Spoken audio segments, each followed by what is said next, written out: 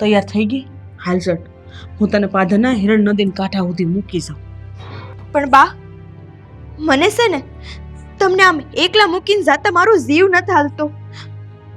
મારે છે ને આમ નથી જાવું. બટા તારે જાવું પડશે, નકર તારી જિંદગી ઝેર થઈ જાહે. તું નાની હતી ને ત્યારે તારી હગાઈ ભૂલથી 2 વાર થઈ ગઈ. તો હું મારા પિયર ગઈ હતી, ત્યાં હું તારી હગાઈ નક્કી કરીને આવી. ને તાર બાપા એના ભાઈબંધના ઘરે મધુપુર ગયા હતા. ને એના ભાઈબંધના છોકરાએ તારું વહેવાણ નક્કી કરીને આવ્યા. એટલે બટા હું નથી ઈચ્છતી કે તારી જિંદગી ઝેર થાય. હાલ બટા, હું તને મૂકી પણ બા, મારે છે ને ખીમા હારે લગ્ન કરવા છે. તમારી પસંદગીના છોકરા હારે લગ્ન કરવા છે. પણ બટા, આ માધવપુરના મનસુખભાઈ છે ને એના દીકરા હારે તારા લગ્ન કરવા હાટું દબાણ કરે છે. એટલે બટા હું એને નાય નથી પાડી શકતી, અને તારે આ ઘર છોડીને જવું જ પડશે. મેં ખીમન વાવડ મોકલી દીધા છે. હિરણ નદીના કાંઠે તારે વાટ જોતો હશે. બા, ઠોમાં મારી દીકરી સારી રહી જા. ને આમ જો, હાલ ખૂબ વાટ જોતો હશે. હું તને હિરણ નદીના કાંઠા સુધી મૂકીશ.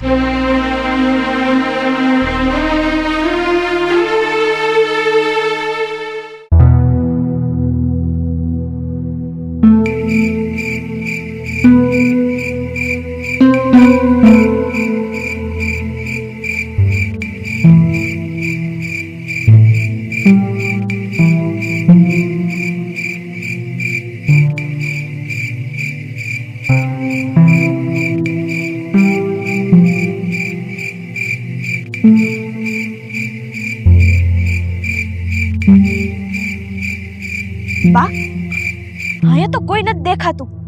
મન લાગે છે ખીમો હજી નથી આવ્યો. આવશે આવશે, બસ પોકતો જ હશે. શાંતિ રાખ. હારું બટા, તઈ તું અહીં ઊભી રહે, હું ઘેર જાઉં. બા, એટલે તમે મને આ એકલી મૂકીને વયા જાઓ? બેટા તું મારી વાત સમજ, મારે ઘેર જવું પડશે. કાલ સવારે તારા હાહરિયા માધવપુરમાં જો ખબર પડી જાહે ને તો હા દેકારો થઈ જાહે.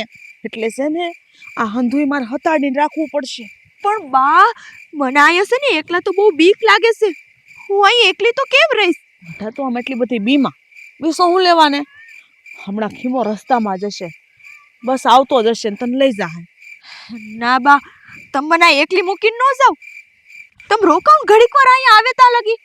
બેટા તું સમજતી કાં નથી. અહીંયા મારે ન ઊભું રહેવાય. કોઈક જોઈ જાહે ને તો અનર્થ થઈ જાહે. અને ખીમો હવે આવતો જ હશે. તું અહીં ઘડીક વાર ઊભી રહે, હું ઘેર જાઉં. બા, તમે જાઓ માને પણ. બેટા મારા પેટ, તું જીગર રાખ, કાંઈ નહીં થાય. ખીમો આવતો જ હશે, હું ઘેર જાઉં. તું ઊભી રહે, વાટજો. બસ રસ્તામાં જશે બેટા. બા, બેટા મારી વાત સમજ તું. તું અહીં ઊભી રહે હો ને. બા તમે જાઓ માને. બેટા બેટા મારે જાવું પડશે. બેટા તું અહીં ઊભી રહે, જીગર રાખ મારી દીકરી, તને કાંઈ નહીં થાય. ખીમો આવતો જ હશે, હું જટ ઘેર પોગું. તારું ચાલ રાખશે.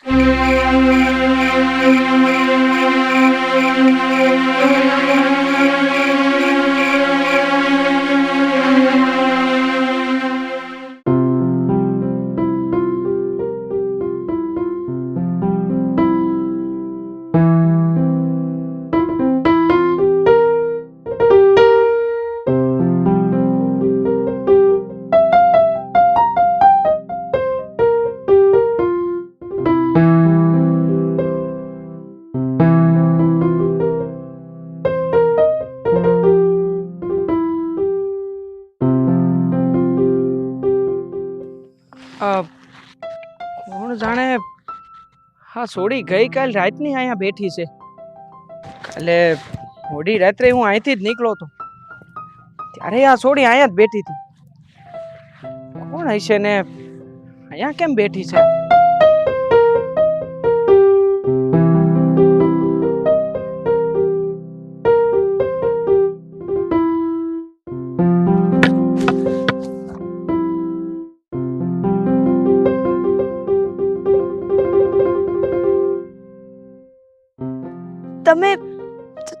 તમે કોણ છો?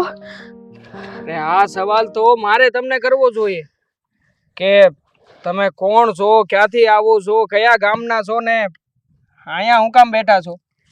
આ ગઈકાલે રાતે મેં તમને જોયા હતા, તો આ રાતના તમે અહીંયા હું કામ બેઠા હતા? હું સોનગઢથી આવું છું. અહીંયા મારા થનાર ધણીની વાઈટ જોઈને બેઠી છું. કાલ રાતે મને અહીંયા હિરણ નદીને કાંઠે લેવા આવવાના હતા. સવાર થઈ ગયું, હજી નથી આવ્યા. કોણ છે તમારો ઘરવાળો અને કયા ગામે છે તમારું હાહરું? હાય બાજુનું ગામ દેવ પર મારું હાહરું છે અને મારા હાહરાનું નામ મનસુખભાઈ છે. અરે પણ તમને કાંઈ ભાન પડે છે કે નહીં? ગઈકાલે મોડી રાતના તમે અહીંયા બેઠા છો અને ઈ તે એકલા પાછા. આ ફરતાય પંથકમાં સોર લૂંટારાનો ભય છે. આ સોર લૂંટારા આવીને તમને લૂંટી ગયા હોત તો? અને એટલું જ નહીં, આ તમે જવાન છોડી છો. આ સોર લૂંટારુએ કાંઈ કરી નાખ્યું હોત તો? બીક તો મને લાગતી હતી, પણ હું કરું? માર બા કાલ રાતે જ મને એકલી મૂકીને વયા ગયા છે. અરે પણ તમારા બાને એટલી તો ભાન પડે કે નહીં કે જવાન છોકરીને આમ એકલી ન મૂકીને જવાય? કાંઈ વાંધો નહીં, હાલો હું તમને હવે તમારી ઘેરે મેલી જાઉં. ના, હું મારું ઘર મેલીને આવી છું. રે હા, હું વાત કરું છું. તમારું ઘર મેલીને આવ્યો છો? અરે પણ હું કામ? તમે એક કામ કરો, અટાણે મારી ઘેર હાલો. ત્યાં બેહીને મને હંધી વાત કરજો. પછી આપણે નક્કી કરશું કે હવે આપણે શું કરવું ને શું નહીં. સવો તમે આમ બહુ વધારે પડતો વિચાર ન કરો. આ પંથકમાં આ રીતે એકલા રહેવું એ યોગ્ય નથી. હું તમારી ચિંતા સમજી શકું છું, પણ હું એકલો નથી. મારી ઘરે મારા બાપુ છે. મારા બાપુને હંધી વાત કરશો ને તો એ જ કંઈક આનું સમાધાન આપશે. હાલો મારી હારે.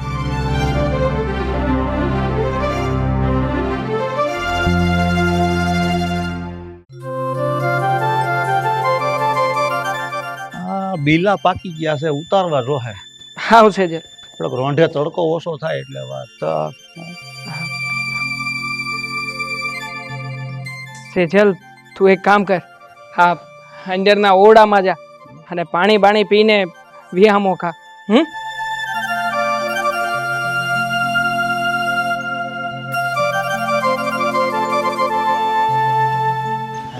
બટા કેશવ, આ છોડી કોણ છે અને તું એને ઘેરે લઈને કેમ આવ્યો અને ઓરડામાં કેમ મોકલી દીધી ઘરમાં? બાપા, આ સોડી હોનગઢની છે અને કાલે આખી રાતી હિરણ નદીના કાંઠે એકલી બેઠી રહી. હિરણ નદીના કાંઠે આખી રાત એકલી બેઠી હતી તો હું કઈ ઘેરેથી ભાગીને આવી છે? હા બાપા, ઘેરેથી ભાગીને જ આવી છે, પણ એના બાની મરજીથી ભાગીને આવી છે. ઘેરેથી ભાગીને આવી છે? એની બાની મરજીથી આવી છે? ગજબ કહેવાય. મને બટા વાત કાંઈ સમજાણી નહીં, તું કહેવા હું માંગશો? બાપા, વાત જ જાણે એવી છે ને કે આ સોડીનું એક હારે બે જગ્યાએ વહેવાળની વાત હાલી હતી. એક જગ્યાએ આ સોડીના બાએ વેણ આપી દીધું હતું અને બીજી જગ્યાએ સોડીના બાપાએ વેણ આપ્યું હતું. હવે બન્યું એવું કે એ મુરતિયા સોડીની હારે વહેવાળ કરવા હાટું તૈયાર છે, પણ સોડીને છે ને એની બાએ જે જગ્યાએ વેણ આપ્યું હતું ને એ છોકરો ગમે છે, એની હારે જ લગ્ન કરવા છે. અને એ છોકરો છે ને હા ગઈકાલે રાતે હિરણ નદીના કાંઠે એને મળવા આવવાનો હતો, પણ કોણ જાણે કેમ એ છોકરો એને મળવા નથી આવી. આ છોકરીની બાએ જે ઠેકાણે વેહવાળની વાત નક્કી કરી ત્યાં આ છોકરીનું મન છે, તો ઈ મુરચ્યો છે ક્યાં ગામનો અને કોણ છે? બાપા, આ સોડી કહેતી હતી કે એ મુરતિયો આપણું બાજુનું ગામ દેવપર નહીં ત્યાંનો જ છે, અને હા નામ દેતી હતી હા મનસુખભાઈ. હા મનસુખભાઈનો છોકરો જ છે.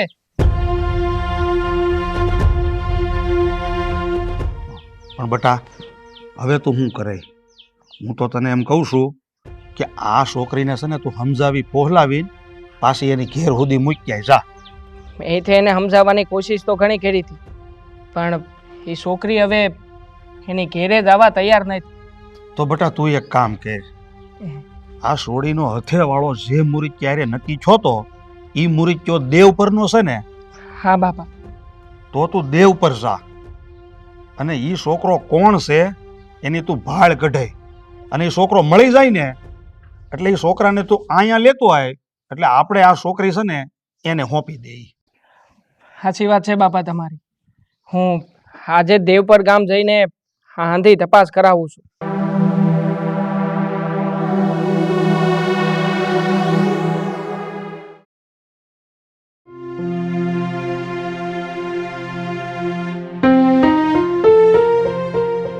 હે માતાજી, હે માં ભગવતી, મારી દીકરી ગઈને ને 600 મહિના થઈ ગયા, હજી એની કોઈ ભાળ મળી નથી. માં, આ દીકરીના કોઈ વાવડ મળતા નથી. એનું હારાન ગામ છે ને દેવપુર, ત્યાં જઈને વાવડ મેળવા, પણ ત્યાંથી તો એવા ખબર આવ્યા કે હારાને તો 1 વર્ષ પહેલા જ ઈ ગામ મૂકીને વયા ગયા હતા. એને કોઈ વાવડ નથી. માં, હે માં, મને મારી દીકરીની બહુ ચિંતા થાય છે. એ ક્યાં હશે, કેમ હશે? માં, શું થયું હશે? માં, હવે બધી ભૂલ મારી છે. મારે મારી દીકરીને અડધી રાતે હિરણના કાંઠે મૂકવા નહોતી જ આવી, ને પાછી કોઈ ગાંડી એને એકલી મૂકીને અહીંયા ઘેર વહી આવી. એ ભેખર વગડામાં મેં મારી દીકરીને એકલી મૂકી દીધી. મારી દીકરીની રક્ષા કરજો માં, હે ભગવતી, મારાથી બહુ મોટી ભૂલ થઈ ગઈ. તમે એની રક્ષા કરજો, એની ભાળ લેજો માં.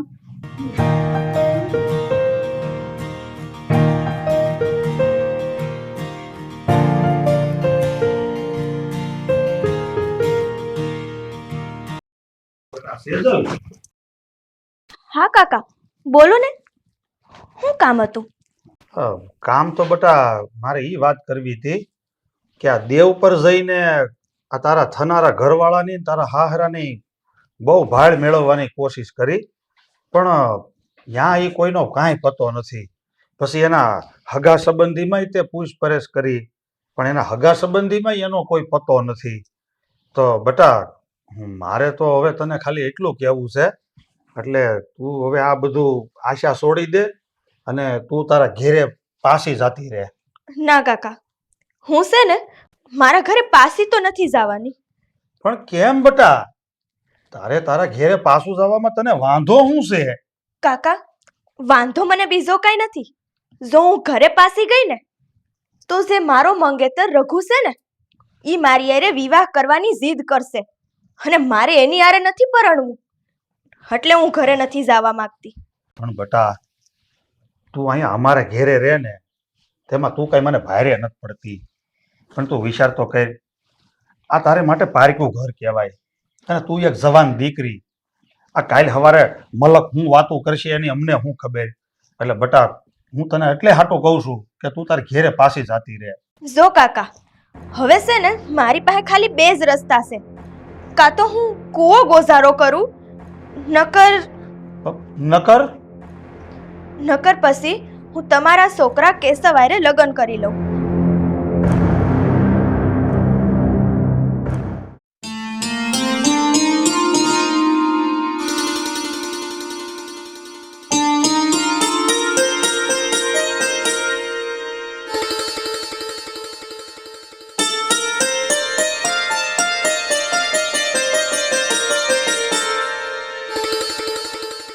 સેજલ, મારી દીકરી, તું અત્યાર સુધી ક્યાં હતી બટા? તું એમ કેમ તો સોન મારી દીકરી.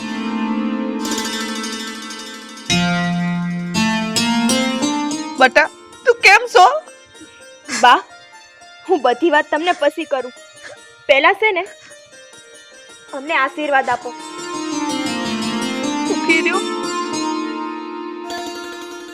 બા, તમે મને તે દી હિરણની નદી કાંઠે મૂકીને ગયા હતા ને, એ પછી ખીમો મને લેવા આવ્યો જ નથી. હું આખી રાત ત્યાં બેઠી રહી, અને એ પછી હા મને એમની ઘરે લઈ ગયા. હા, સાચી વાત છે તમારી દીકરી.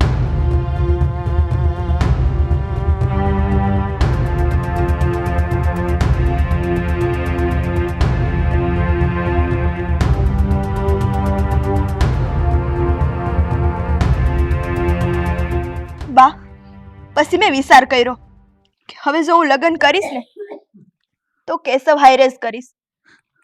એટલે અમે બે લગ્ન કરી લીધા. કઈ વાંધો નહીં બટા, તે જે કર્યું ને ઈ બધું ઠીક કર્યું છે. અને જે થાય ને બધું સારું જ થાય. પણ મારી દીકરી, તું રાજી ને તો હુંય રાજી જ છું. ગૌરીબેન, આ દેવ પર જઈને મેં આ સેજલના થનાર હાહરિયા વાળાની બહુ તપાસ કરી, પણ હું કરું, એ લોકોના મને કોઈ વાવડ જ ન મળ્યા. અને જો મને વાવડ મળ્યા હોત ને તો તમારી દીકરી સેજલના લગ્ન હું કરાવી દેત. કાંઈ નહીં ભાઈ, કદાચ ને સેજલના ભાગમાં તમારા દીકરાનો હથેવાળો લખ્યો હશે. ભાઈ, આ બધું જે થાય ને એ ઈશ્વરના મરજીથી જ થાય છે. એટલે હવે તમે આવ્યા છો ને તો બેહો, હું કંસાર બનાવી નાખું. પછી માતાજીને જવારી ને હવ ભાણે બેહીને ખાઈ ને વરઘોડિયાને ખવડાવી. હાલો.